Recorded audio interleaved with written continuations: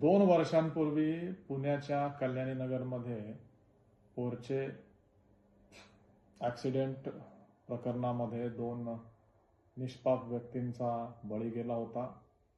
या अपघाताला जो व्यक्ती कारणीभूत होता त्याच्या वडिलांचा जामीन झाल्याच्या नंतर सेलिब्रेशन करतानाचा व्हिडिओ समोर आलाय.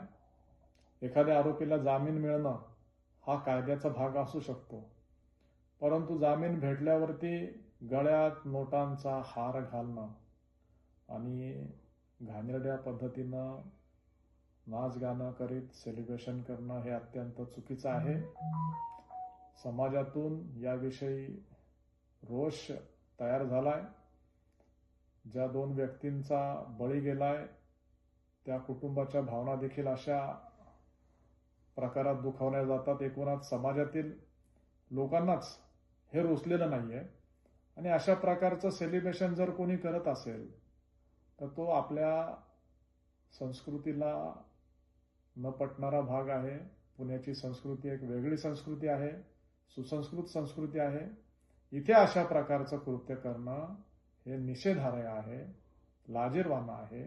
अग्रवाल कुटुंबाला अशा प्रकारचा डान्स नाचगाणी करताना लाज वाटली पाहिजे. आपण काय करतो ह्याचं भान असलं पाहिजे. मला वाटतंय पोलिसांनी या विषयामध्ये त्वरित विशाल अग्रवालवरती योग्य ती कारवाई केली पाहिजे. नोटांचा हार घालणं, अशा पद्धतीचं चुकीचं सेलिब्रेशन करणं याचा मी निषेध करतो आणि पोलिसांना मागणी करतो की या गोष्टींवरती त्वरित कारवाई, योग्य ती कारवाई झाली पाहिजे.